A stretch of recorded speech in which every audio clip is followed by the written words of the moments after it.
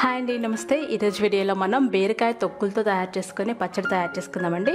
అన్నంలోకి చాలా చాలా టేస్టీగా ఉంటుంది. దీనికి ఒక చుక్క నెయ్యి తగిలించారంటే అమోఘంగా ఉంటుందన్నమాట. ఎంత టేస్టీగా ఉంటుందో చెప్పలేం. యాక్చువల్లీ రెసిపీ వచ్చేసి గ్రాండ్ మాస్ రెసిపీ అండి. అంటే అమ్మమ్మలు నానమ్మలు చేసే బీరకాయ తొక్కుల పచ్చడి చాలా చాలా టేస్టీగా ఉంటుంది. ఇందులో నేను కొబ్బరి కూడా యాడ్ చేసి చేస్తున్నాను. ఇది చెప్పాలంటే చాలామందికి తెలియని రెసిపీ అని చెప్తాను. అన్నంలోకి చాలా టేస్టీగా ఉంటుంది. మరి రెసిపీలోకి వెళ్ళిపోదామా? ఇప్పుడు కడాయి పొయ్యి మీద పెట్టి వేడి చేయాలి. అందులో 2 టేబుల్ స్పూన్ల మినపగుళ్ళు కానీ మినపప్పు కానీ వేసుకొని ముందుగా ఒక 2 నిమిషాలు వేయించుకోవాలి. ఇవి వేగడానికి టైం పడుతుందన్నమాట. ఆ తర్వాత 2 టేబుల్ స్పూన్ల పచ్చిశనగపప్పు వేసుకొని మీడియం ఫ్లేమ్లో పెట్టుకొని చక్కగా వేయించుకోవాలి. వీటిని కలుపుకుంటూ వేయించుకోవాలి. ఆ తర్వాత 1 టేబుల్ స్పూన్ మాత్రమే ధనియాలు వేయాలి. ధనియాలు డామినేట్ చేయకూడదండి, అందుకని 1 టేబుల్ స్పూన్ మాత్రమే వేస్తున్నాం. ఇవన్నీ వేగి మంచి వాసన వస్తుంటుందండి. అప్పుడు అందులో మనం 4-5 ఎండుమిరపకాయలు వేసుకోవాలి. ఎండుమిరపకాయలు కూడా 1 నిమిషం పాటు వేయించాలి. ఆ తర్వాత 4-5 టేబుల్ స్పూన్ల నూనె వేసుకుని నూనెలో మరి కాసేపు వేయించుకోవాలి. ఇలా వేయించుకునేటప్పుడు అంతా మీడియం ఫ్లేమ్లోనే పెట్టుకోవాలి. ఇప్పుడు అందులో మనం పచ్చిమిరపకాయలు కూడా వేసుకోవాలి. ఎండుమిర్చి, పచ్చిమిర్చి, ఆ తర్వాత కారం కూడా వేస్తామండి. ఈ పచ్చడిలో చాలా చాలా టేస్టీగా ఉంటుంది. పచ్చిమిర్చి 5-6 వేసుకుని వేయించుకోవాలి. మూత పెట్టేస్తే తొందరగా మగ్గిపోతుంది. ఇప్పుడు అందులో మనం 1/2 కేజీ బీరకాయ తొక్కులు వేసుకోవాలి. అంటే 1/2 కేజీ బీరకాయలు తొక్కు తీయగా వచ్చిన తొక్కు వేసుకోవాలి. శుభ్రంగా కడిగేసేయాలన్నమాట.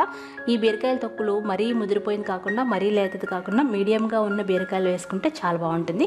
బీరకాయలో ఎంతో ఎక్కువ ఫైబర్ ఉంటుందండి. మనం ఈ తొక్కుల్ని పడేయకుండా ఒకసారి పచ్చడి ట్రై చేయండి, మీకు చాలా బాగా నచ్చేస్తుంది.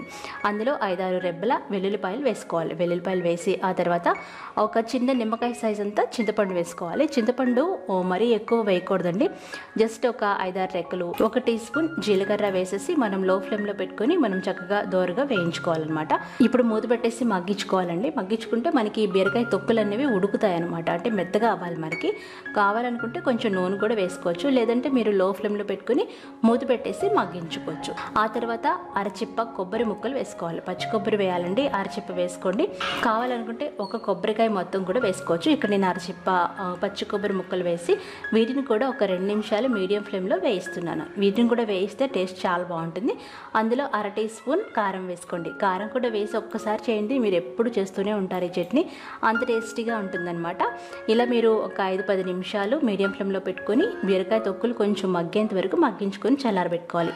చల్లారిన మిశ్రమాన్ని మిక్సీ జార్లో తీసుకొని బరకగా గ్రైండ్ చేసి పక్కన పెట్టుకోండి. ఇప్పుడు అందులో ఒక ఉల్లిపాయ కట్ చేసిన ముక్కలు వేసుకోండి. చాలా బాగుంటుందన్నమాట, స్కిప్ చేయకండి. అలాగే 1 నిమిషం అలా తిప్పేసి పక్కన పెట్టుకోండి. ఇప్పుడు పోపు పెట్టేసుకుందాం. పోపు కోసం 2 టేబుల్ స్పూన్ల నూనె వేడి చేసి అందులో తాలింపు గింజలు అన్నీ వేసుకోవాలి. ఇక్కడ నేను అన్నీ కలిపి పెట్టేస్తానండి. 2 టీ స్పూన్లు వేసాను ఆవాలు, శనగపప్పు, మినపప్పు. ఆ తర్వాత 4 దంచుకున్న వెల్లుల్లి రెబ్బలు వేసాను. అందులో 2-3 ఎండుమిరపకాయలని ఇలా తుంచి వేసుకోవాలి. తుంచి వేస్తే చాలా బాగుంటుంది.